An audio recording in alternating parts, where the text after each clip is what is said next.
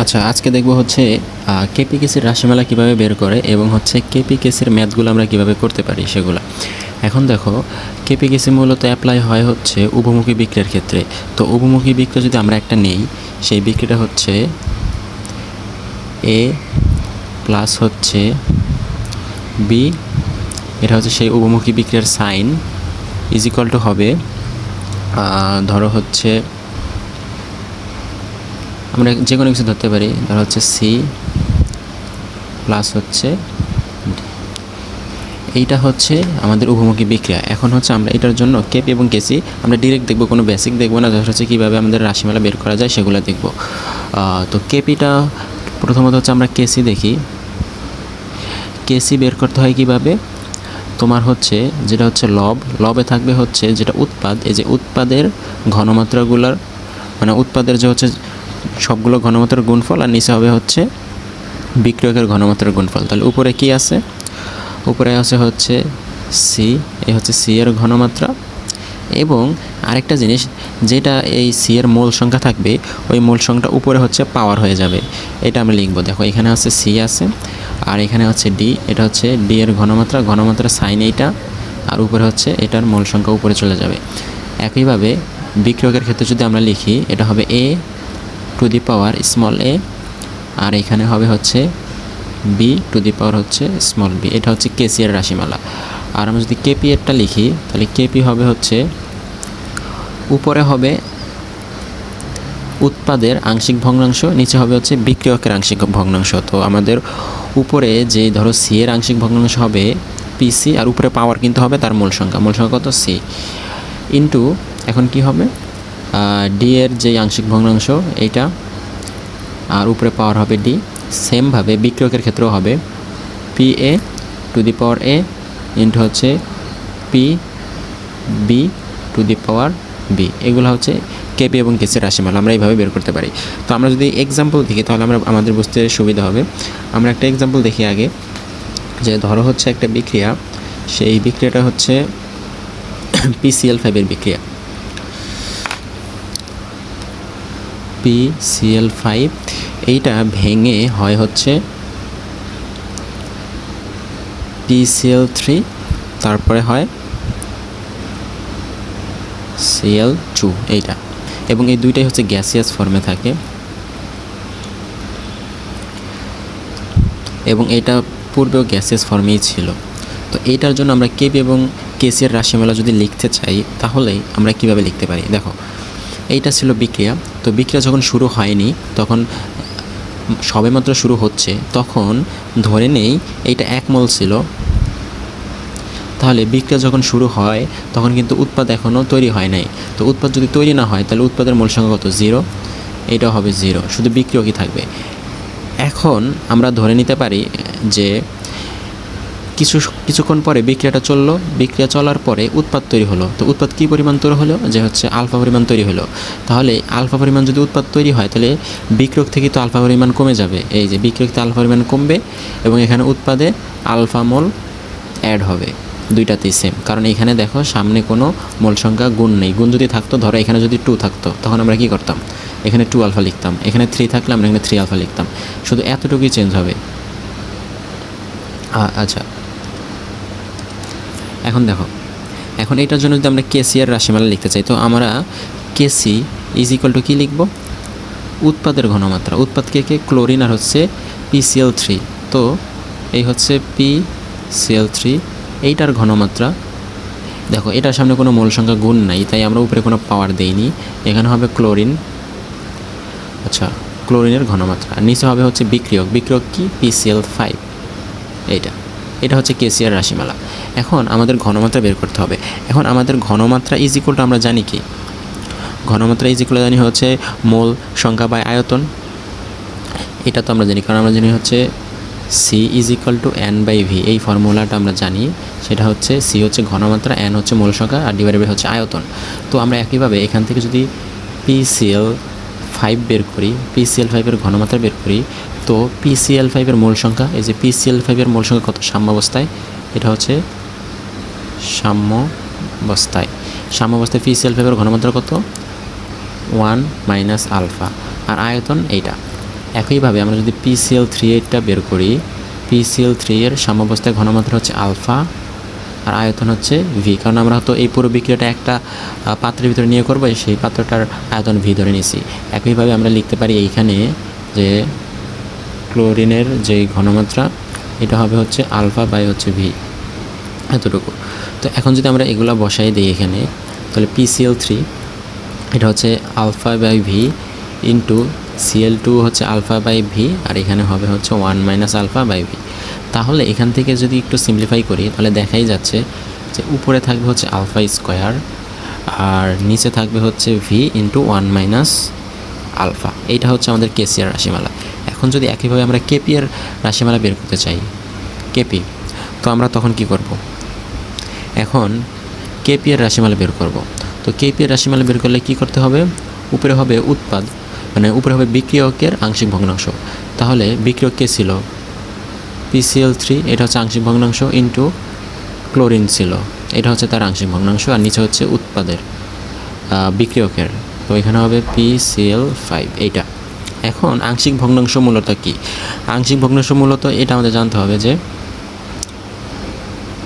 আংশিক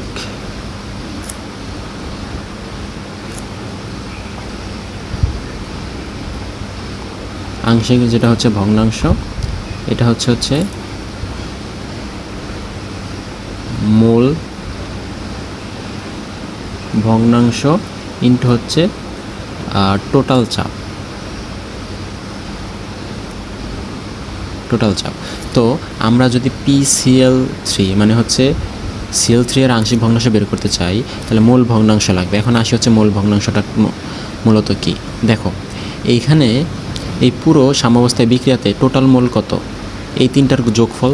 তাহলে এই তিনটা যদি আমরা যোগফল করি তাহলে আমাদের টোটাল মোল আসবে, সেটা আমরা লিখি এই যে টোটাল মোল কত আসবে? 1 minus alpha plus alpha plus alpha, তিনটার মোল সংখ্যা যোগ করব, তাহলে আলফা আলফা কাটা 1 প্লাস আলফা, এটা হচ্ছে টোটাল মোল সংখ্যা। তাহলে মোল ভগ্নাংশ মূলত কি? মোল ভগ্নাংশ মূলত হচ্ছে এইটা যে নিচে থাকবে মানে হরে থাকবে টোটাল মোল সংখ্যা, আর উপরে থাকবে আমরা যেটার মোল সংখ্যা বের করব মানে মোল ভগ্নাংশ বের করব তার মোল সংখ্যা। দেখো PCl3 এর মোল সংখ্যা কত? আলফা ছিল, তাই আমরা এখানে লিখব হচ্ছে আলফা। এইটুকু হচ্ছে মূল ভগ্নাংশ, আমাদের এইটুকু মূল ভগ্নাংশ ইন্টু কি টোটাল চাপ পি, এটা। একইভাবে যদি আমরা ক্লোরিনেটটা বের করি, এটা ছিল PCl3, এটা যদি ক্লোরিনেটটা বের করি তাহলে কি হবে? নিচে হবে কি টোটাল মোল সংখ্যা আর উপরে হবে ক্লোরিনের আলফা ছিল, তাই এখানে আলফা ইন্টু পি। একইভাবে আমরা যদি হচ্ছে এটা হচ্ছে PCl5 এরটা বের করি তাহলে নিচে হবে টোটাল, এবং দেখো এখানে PCl5, এই PCl5 এর মূল সংখ্যা কত ছিল? 1 মাইনাস আলফা ছিল, তো 1 মাইনাস আলফা হবে এখানে 1 মাইনাস আলফা ইন্টু পি। তার মানে বুঝতে পারতেছো আংশিক ভগ্নাংশ কীভাবে বের করে? মোল ভগ্নাংশ ইন্টু টোটাল চাপ, সবগুলোতেই টোটাল চাপ থাকবে। মোল ভগ্নাংশ কীভাবে বের করে? মোল ভগ্নাংশ হচ্ছে ওইটা যে নিচে হরে থাকবে হচ্ছে টোটাল মোল সংখ্যা আর উপরে থাকবে হচ্ছে যার মোল ভগ্নাংশ বের করবো তার মোল সংখ্যা। এখন এগুলো নিয়ে এখানে বসাই দেবো, কেপি এর এখানে বসাই যদি দেই, দেখো PCl3 এখানে বসবে এইটা alpha by 1 plus alpha into P. একইভাবে Cl2 এরটাই বসবে হচ্ছে আলফা বাই 1 প্লাস আলফা, আর এটা হচ্ছে পি, আর নিচে হবে হচ্ছে 1 minus alpha by 1 plus alpha into হচ্ছে পি। তাহলে এই পি কাটা। এখন এখানে যদি আমরা আরেকটু সিম্পলিফাই করি, এটা দিয়ে এটা কাটা যায়, তো আমরা লিখতে পারি হচ্ছে আলফা স্কোয়ার ইন্টু পি, আর নিচে হচ্ছে এই যে 1 প্লাস আলফা, এই 1 মাইনাস আলফা, এটা হচ্ছে a plus B into a minus B এর ফর্মুলা, তাহলে a square minus B square, এটা হচ্ছে আমাদের কেপি এর রাশিমালা। তো এখন এইভাবে আমরা সবগুলোর ক্ষেত্রে রাশিমালা বের করতে পারি ইজিলি, খুব ইজিলি। আমি হচ্ছে একটা এক্সাম্পল দেখাই ম্যাথের মাধ্যমে, তাহলে আরও বুঝতে সুবিধা হবে। আচ্ছা, আমরা এই ম্যাথটা করব। এখানে দেখো এই ম্যাথে কী বলছে, 25 ডিগ্রি সেলসিয়াস তাপমাত্রায় 3 ATM চাপে PCl5, এখানে হচ্ছে PCl5 এর বিক্রিয়াটা লিখতে হবে আমাদের। এখন মানে PCl5 এর 80% হচ্ছে বিয়োজিত হয়, তাহলে আমি যদি বিক্রিয়াটা আগে লিখি PCl5, যেহেতু PCl5 বিয়োজিত হচ্ছে তাহলে বিক্রিয়াটা হবে এরকম, এটা হবে PCl3 আর হবে হচ্ছে প্লাস Cl2। এখন কি করব? এখন এইটা শুরুতে ধরে নিব হচ্ছে 1 মোল ছিল, আর এটা 0 ছিল, এটাও 0 ছিল। এখন সাম্যাবস্থায় সাম্যাবস্থায় কি এটা 1 মাইনাস কী হবে আলফা হবে, আর এটা কী হবে আলফা হবে, এটা আলফা হবে। এখন আলফার ভ্যালুটা কত দেখো, এখানে বলে দিছে যে PCl5 80% বিয়োজিত হয়, তাহলে PCl5 কত, একের 80% কত, তাহলে 80%, আলফা ইজ ইকুয়াল টু 80%, তার মানে হচ্ছে 0.8, এটা হচ্ছে আলফা এর ভ্যালু।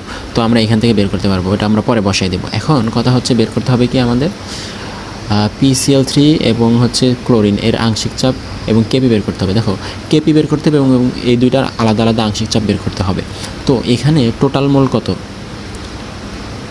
আগের মতো টোটাল মোল হবে কত, তিনটা যদি আমরা যোগ করি, আমি একবারে লিখে দিই 1 প্লাস আলফা হবে, এটা তোমরা যোগ করলে পাবা। তো আমি হচ্ছে যদি PCl3 এর আংশিক চাপ বের করতে চাই, তাহলে কি করব, P অফ PCl3, তাহলে মোল ভগ্নাংশ কীভাবে বের করে, নিচে হচ্ছে টোটাল 1 প্লাস আলফা, আর উপরে হচ্ছে কি ওইটার যারটার বের করব তার হচ্ছে মোল সংখ্যা, সেটা হচ্ছে আলফা, যেহেতু PCl3 ইন্টু হচ্ছে টোটাল চাপ P, টোটাল চাপ দেওয়া আছে 3 atm। এখন এটা আমরা বের করব, এখানে এটা বের করবো কীভাবে, কারণ হচ্ছে আলফার ভ্যালু দেওয়া আছে, আলফার ভ্যালু কত দেওয়া আছে 0.8, 1 প্লাস 0.8 ইন্টু পি হচ্ছে 3। এখন এটা যদি আমরা ক্যালকুলেশন করি তাহলে আমাদের চলে আসবে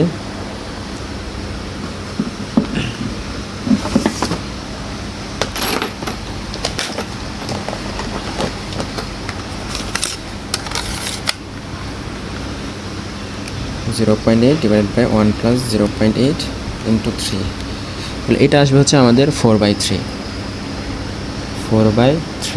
এবং এইটা বের করা শেষ। এখন হচ্ছে ক্লোরিনেরটা যদি বের করি সেমভাবে কি হবে, alpha 1 plus alpha into P, যেহেতু দুইটা একই রকম, তাহলে এটাও 4/3 হবে।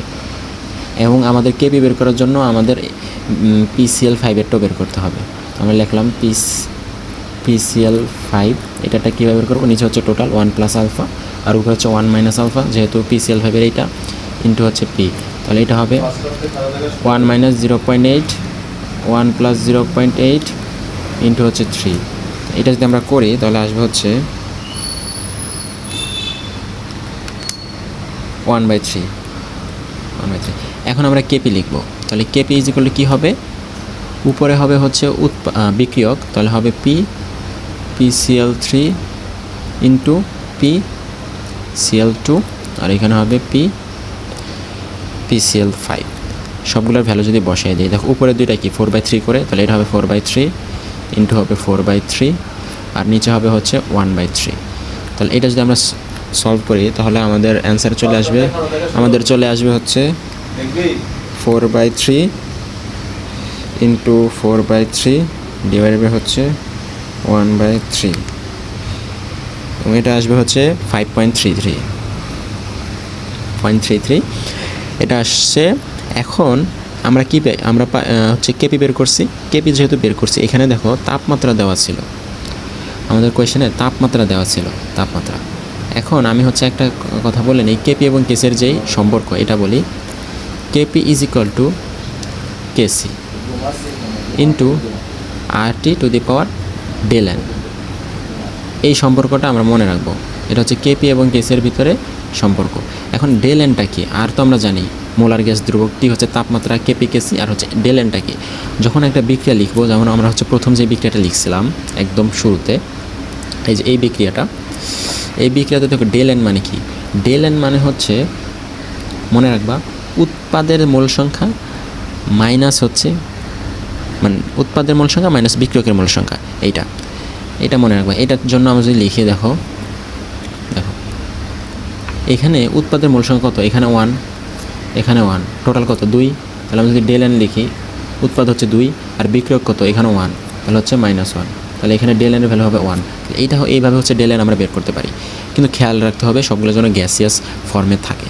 তো এখন এইটার জন্য del n এর ভ্যালু কিন্তু 1, এটার জন্য এখন আমরা কি বের করছি, কেপি বের করছি, আমরা এখন কেসিও বের করতে পারবো। কিভাবে, KP is equal to KC RT to the power del n। তাহলে কেসি ইজ ইকুয়াল টু কী হবে, KP by RT to the power del n। del n এর ভ্যালু যেহেতু 1 তাই আর লিখলাম না, তাহলে কেপি হচ্ছে 5.33, আর হচ্ছে কত, আর হচ্ছে যেহেতু দেখো সব কিছু কোয়েশ্চেনে কী দেওয়া ছিল, সব কিছু ATM এ দেওয়া ছিল, আর হচ্ছে এটিএমে যেহেতু দেওয়া ছিল, আর এটিএমে দেওয়া থাকলে আমাদের ক্ষেত্রে আর এর ভ্যালু হয় এইটা 0.0821 এইটা, আর হচ্ছে টি হচ্ছে কত তাপমাত্রা দেওয়া ছিল 25, তার মানে হচ্ছে 298 এটা। এখান থেকে আমরা ইজিলি কেসি বের করতে পারবো।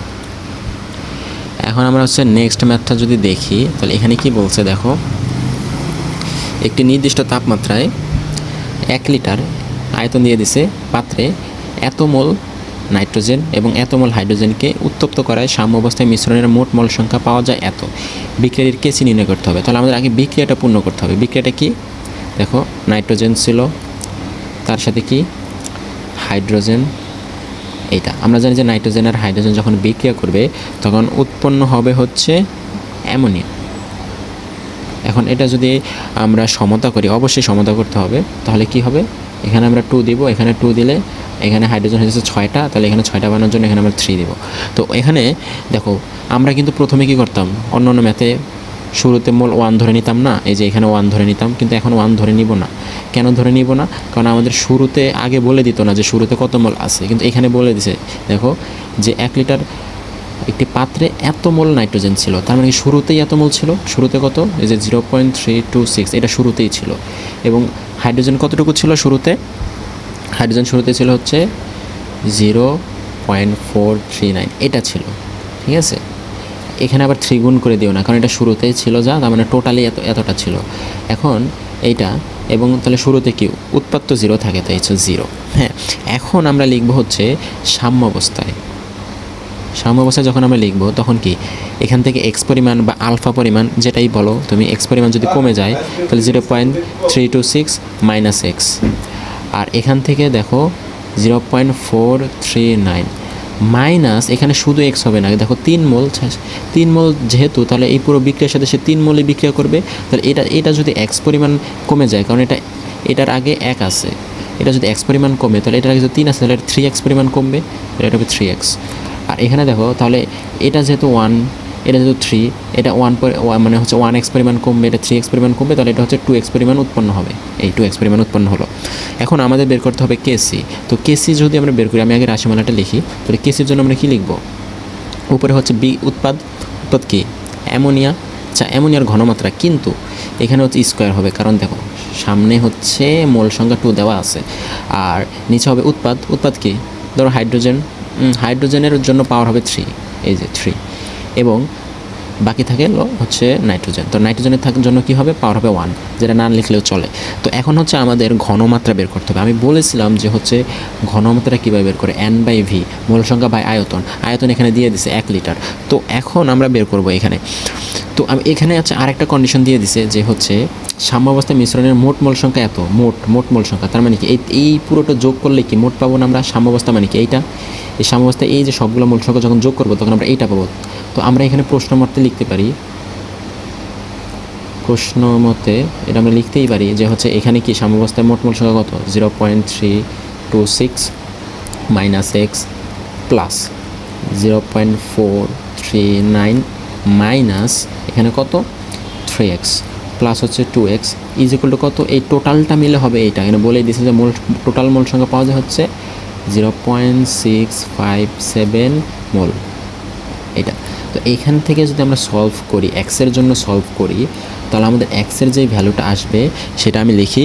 এক্সের ভ্যালুটা আসবে হচ্ছে আমাদের জন্য 0.054, এইটা এক্সের ভ্যালু, ঠিক আছে। এখন আমাদের কেসি বের করতে হবে। তো কেসি কীভাবে বের করব, কেসি বের করার জন্য আমাদের এই প্রতিটা আলাদা আলাদা কি ঘনমাত্রা বের করতে হবে। তো ঘনমাত্রা এই যে এইটা আমি একটু আগে বললাম। তো এখন ঘনমাত্রা যেহেতু বের করতে হবে, তখন মোল সংখ্যা বাই হচ্ছে আয়তন। তো আমরা হচ্ছে অ্যামোনিয়ারটা যদি বের করি, NH3 এর ঘনমাত্রা যদি আমরা বের করি, তাহলে এখানে কী হবে, এটার মোল সংখ্যা কত সাম্যাবস্থায়, অ্যামোনিয়া, এই যে অ্যামোনিয়া মোল সংখ্যা কত 2x না। তো আমরা এখানে লিখব কি 2x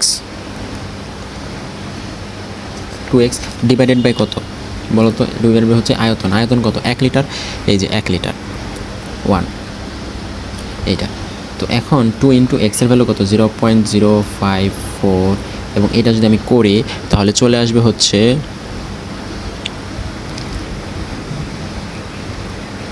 0.108 এটা। একইভাবে আমি যদি অ্যামোনিয়ারটা বের করলাম, এখন বের করব হচ্ছে হাইড্রোজেনেরটা। তো হাইড্রোজেন কত ছিল সাম্যাবস্থায়? এই যে এটা ছিল 0.439, 0.439 মাইনাস 3x বাই হচ্ছে আয়তন 1 লিটার। তো এইটা হাইড্রোজেন চলে আসবে হচ্ছে আমাদের, এটা যদি বের করি আমরা 0.275।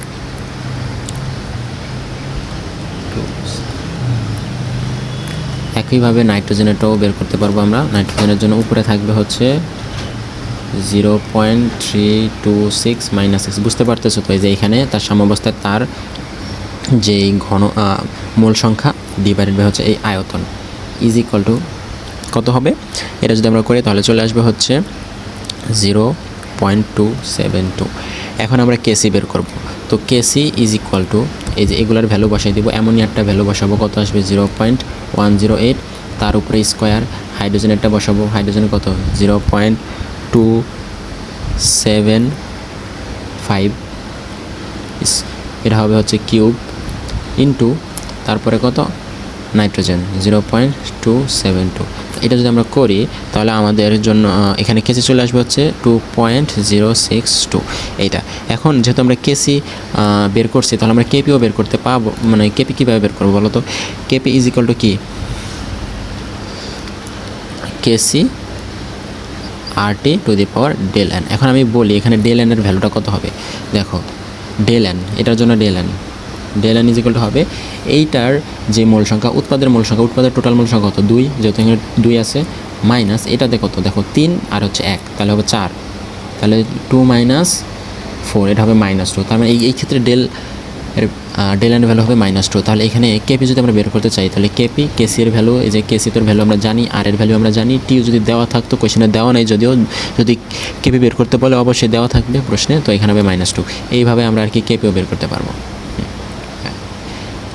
তো আমি যদি এই জিনিসটা আবার রিভিউ করি তাহলে আমাদের কেপি এবং কেসির রাশিমালা আমরা কীভাবে বের করব? শুরুতে হচ্ছে কেসি কি? উৎপাদের ঘনমাত্রা বাই বিক্রিয়কের ঘনমাত্রা। ঘনমাত্রা কীভাবে বের করে? মোল সংখ্যা বাই আয়তন। দেখো এগুলা প্রতিটা কি মোল সংখ্যা, এগুলা মোল সংখ্যা বাই আয়তন কোয়েশ্চেনে দেওয়া থাকবে। তো দেখো PCl3 এর জন্য মোল সংখ্যা কি? এর PCl3 এর জন্য ঘনমাত্রা কি? এর যে মোল সংখ্যা বাই হচ্ছে আয়তন। সেমভাবে ক্লোরিনের জন্য এর যে মোল সংখ্যা বাই হচ্ছে আয়তন। সেমভাবে এইটার জন্য এর যে মোল সংখ্যা বাই হচ্ছে আয়তন, এইটা ঠিক আছে। আর যদি এই যে সামনে যদি কোনো মোল সংখ্যা থাকতো এগুলো আমরা পাওয়ার হিসেবে দিতাম। আর কেপি কীভাবে বের করে? কেপি হচ্ছে উপরে থাকে হচ্ছে কি উৎপাদের আংশিক ভগ্নাংশ, নিচে হচ্ছে বিক্রিয়কের আংশিক ভগ্নাংশ, ঠিক আছে। তো আংশিক ভগ্নাংশ মূলত কি? মোল ভগ্নাংশ কিন্তু টোটাল চাপ, ঠিক আছে। মোল ভগ্নাংশ কীভাবে বের করে? যার মোল ভগ্নাংশ বের করব তার মোল সংখ্যা উপরে থাকবে আর নিচে হবে টোটাল মোল সংখ্যা। টোটাল মোল সংখ্যা কি? এই যে সাম্যাবস্থায় যে টোটাল মোল সংখ্যা, এই যে এগুলা যোগ করলে হবে এইটা টোটাল যে মোল সংখ্যা, সেটা থাকবে নিচে হরে, আর লবে থাকবে হচ্ছে যার মোল ভগ্নাংশ বের করবো তার মোল সংখ্যা। এই দেখো PCl3 এর মোল সংখ্যা ছিল আলফা, তাই হচ্ছে আলফা বাই 1 প্লাস আলফা। সেমভাবে ক্লোরিনেট হবে আলফা বাই 1 প্লাস আলফা, এবং PCl5 ছিল হচ্ছে 1 মাইনাস আলফা, তাই হবে এইটা। আশা করি বুঝতে পারছো। আমরা হচ্ছে এইভাবে খুব ইজিলি হচ্ছে বের করে ফেলতে পারি PCl5 মানে হচ্ছে কেসি এবং কেপিগুলো।